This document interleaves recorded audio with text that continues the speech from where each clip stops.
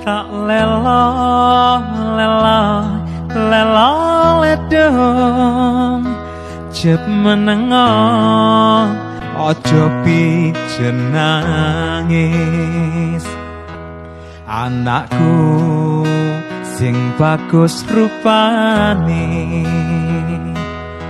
yen nangis ndak ilang baguse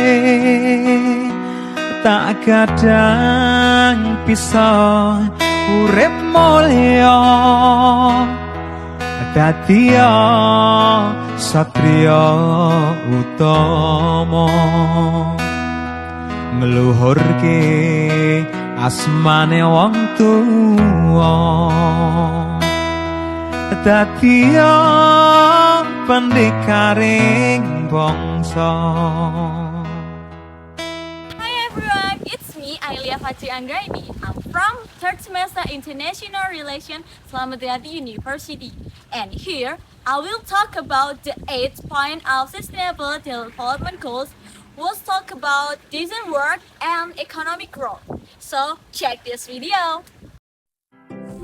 Batik merupakan identitas yang menjunjung tinggi warisan budaya Indonesia. Kekayaan warisan tersebut tertuang ke dalam rumah-rumah produksi batik di Desa Pilang.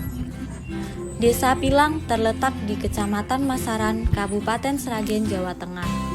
Sebuah desa yang berbatasan langsung dengan Sungai Bengawan Solo ini dulunya bukanlah desa yang memproduksi batik sampai pada tahun 1991 sampai ke sekarang ini 1-2 dari anak-anak muda tersebut mengembangkan usaha batik seperti yang pernah digeluti oleh orang tua mereka dan ternyata sampai sekarang itu perkembangannya luar biasa. Yang kita kenal bahwasannya batik adalah batik tulis. Namun demikian, batik tulis tersebut prosesnya karena secara manual sehingga proses pengerjaannya itu cukup lama. Meskipun ya memang hasilnya itu bagus dan eksklusif. Kemudian dalam perkembangannya ada namanya batik cap. Batik cap adalah batik yang proses pengerjaannya tidak menggunakan canting yang ditiup, akan tetapi dengan menggunakan stem ataupun cap yang bergambar batik. Kemudian dalam perkembangannya dari para pengusaha batik muda ini menginginkan hasil batik itu seperti batik tulis, akan tetapi prosesnya itu bisa lebih cepat, maka muncullah namanya batik cabut kombinasi tulis.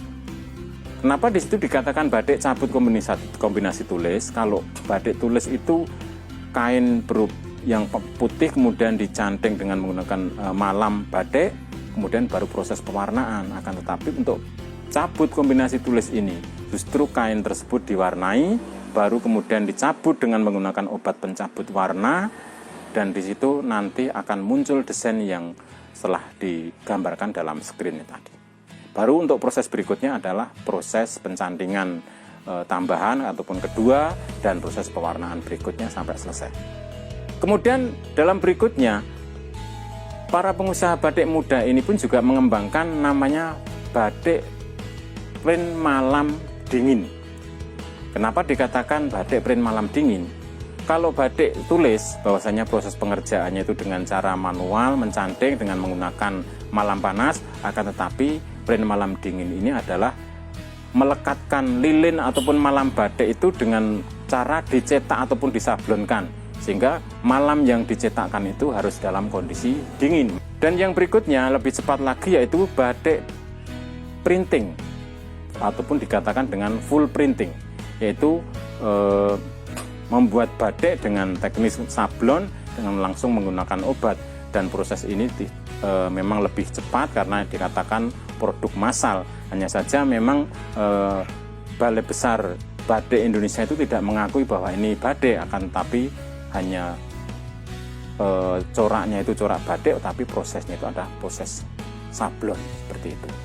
Dalam proses pembatikan yang pertama adalah menggambar ataupun desain pada kain sesuai dengan motif yang diinginkan. Kemudian setelah selesai barulah dilakukan pencantingan ataupun pembatikan seperti yang di belakang dilakukan oleh ibu-ibu pembatik di sini. Kemudian setelah selesai, tahap berikutnya adalah pewarnaan. Pewarnaan ada dua macam, yaitu dengan sistem celup, ada yang sistem pencoletan. Nah, setelah selesai baru direbus untuk menghilangkan lilin ataupun malam yang ada di kain ini sehingga sampai bersih.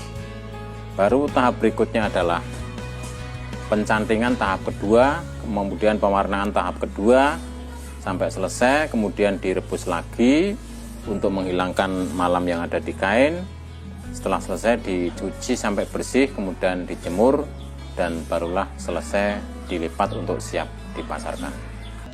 Setelah proses pembuatan batik yang kami lakukan, baik itu batik tulis, batik cap, batik cabut kombinasi tulis, batik print malam dingin, maupun batik printing. Untuk selanjutnya kami tempatkan di showroom seperti ini untuk kami jual. Dalam penjualan bisa kami menjual dengan bentuk lembaran kain, ada juga yang kami aplikasikan dalam bentuk pakaian jadi sesuai dengan permintaan pelanggan. Seperti contohnya di sini kita buat gamis untuk para wanita ataupun ibu-ibu. Ada juga yang berbentuk kemeja, baik itu lengan panjang ataupun lengan pendek, mungkin untuk baju formal di kantor, untuk acara resepsi maupun untuk keseharian juga ada. Sehingga semua dari kebutuhan pelanggan itu bisa kami penuhi di sini. Dengan adanya desa wisata batik ini membuka peluang besar bagi masyarakat untuk dapat meningkatkan serta memajukan perekonomian desa. Thank you for watching and hope you enjoy this video. Don't forget to like and share. Bye!